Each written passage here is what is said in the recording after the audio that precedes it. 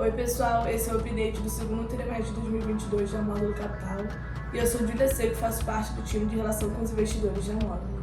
Eu sou Alexandre Martins, faço parte do time de gestão.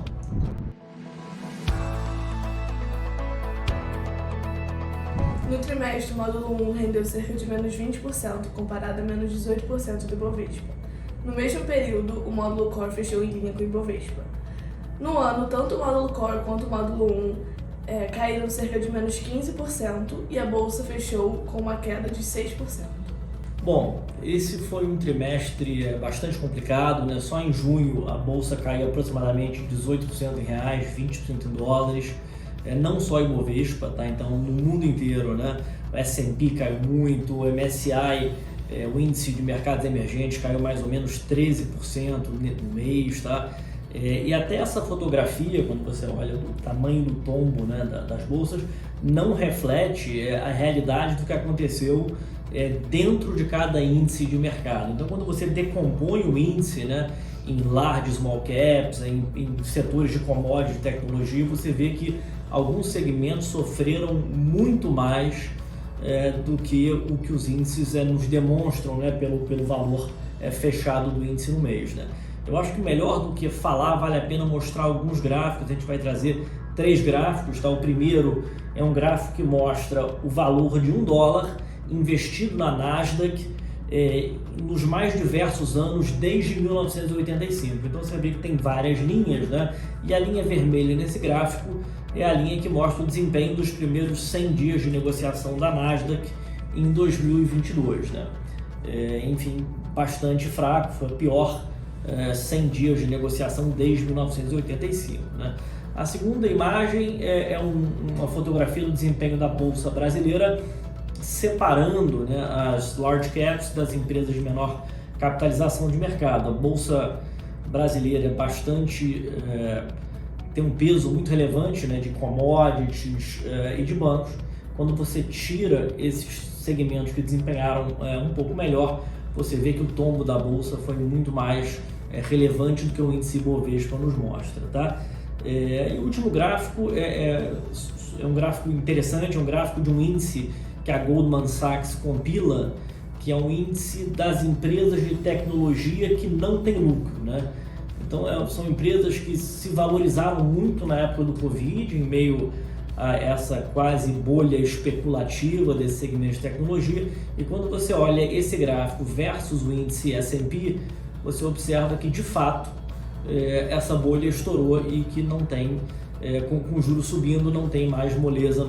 Bom, então uma vez apresentado aqui o desempenho dos mercados nesses últimos meses, a gente vai tentar elencar aqui algumas causas que explicam esse mau desempenho, esse mau humor que o mercado vem vivendo nos últimos 12 meses, pelo menos, até um pouquinho mais, tá?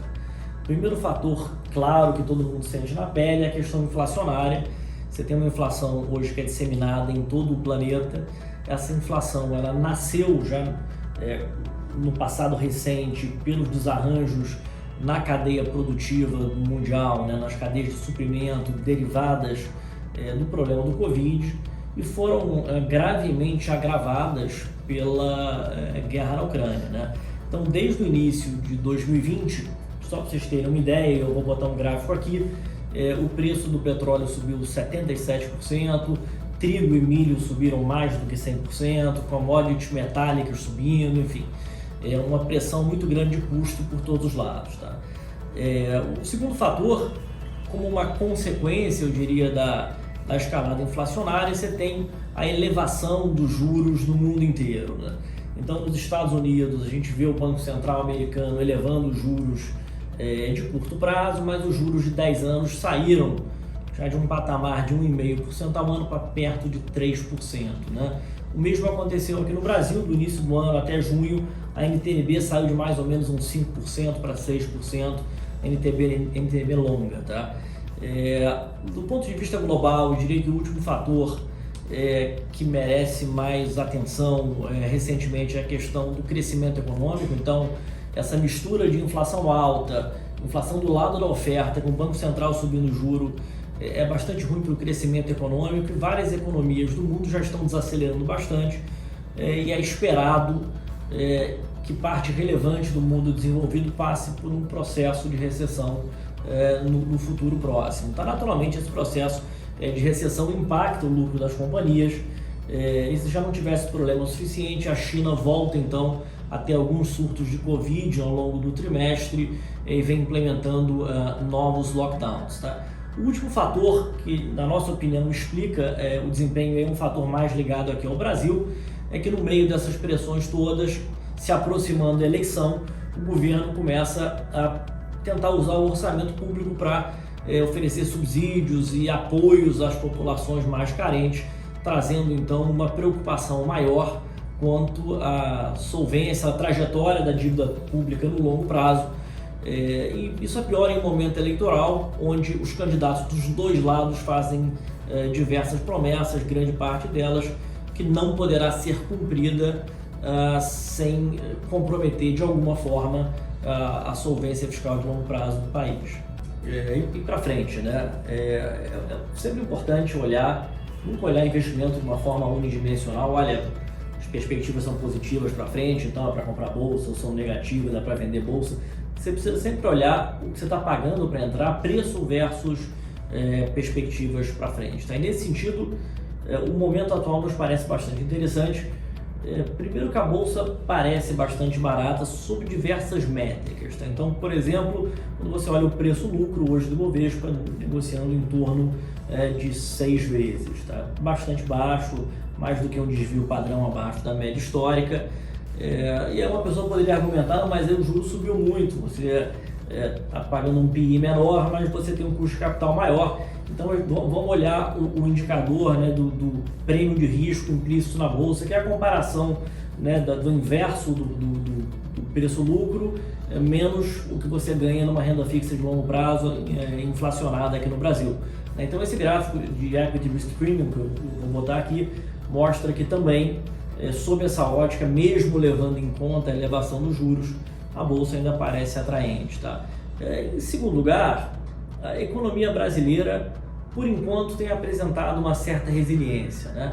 Então, não apenas os dados públicos macroeconômicos divulgados, como emprego, arrecadação e até crescimento, mas quando a gente conversa com as empresas, quando a gente observa, analisa o balanço das empresas e até fala com pessoas ligadas às empresas, com associações de classe, a gente nota que diversos setores têm mostrado uma certa resiliência, tá? Apesar de todas as preocupações em relação ao futuro, até agora o desempenho econômico está andando razoavelmente bem. Tá?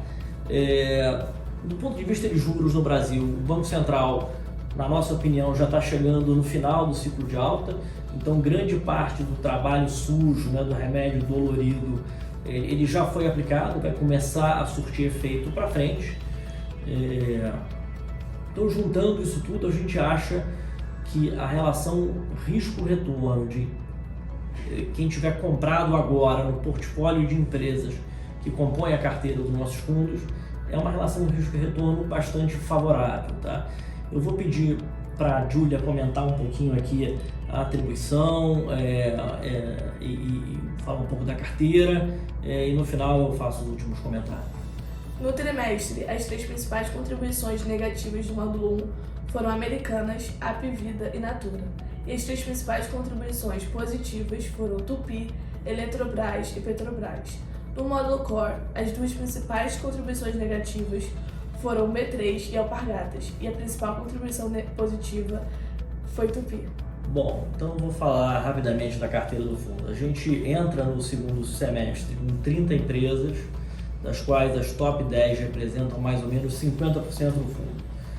Dessas empresas, 20% estão em empresas bastante defensivas, setor de utilidades públicas, shopping center, mais ou menos 10% em commodities, esse percentual veio caindo ao longo do ano, 30% em empresas de alta qualidade, são empresas que a gente acha que são bastante resilientes e passariam muito bem por um cenário de uma economia crescendo menos para frente. Tá? Mais ou menos 24% do fundo estão em empresas com maior risco, naturalmente são empresas que a gente enxerga um maior upside, e 14% mais ou menos do fundo em caixa. Né? A gente vem com uma visão cautelosa, a gente mexeu pouco na carteira ao longo do período, acho que a gente acertou de não ter aumentado demais o risco do fundo à medida que o mercado veio caindo. A gente simplesmente fez algumas trocas no sentido de reduzir um pouco commodities que tinha ido bem, para aumentar a posição lentamente em empresas ligadas ao mercado interno, que caíram muito e são empresas que a gente gosta bastante. Então, a gente vem lentamente reduzindo commodities, aumentando empresas ligadas ao mercado interno. Isso no módulo 1. Né? No módulo Core, a gente não fez nenhuma modificação relevante na carteira ao longo do segundo trimestre de 2022. Esse foi o update do segundo trimestre de 2022. Até logo! Tchau, até logo.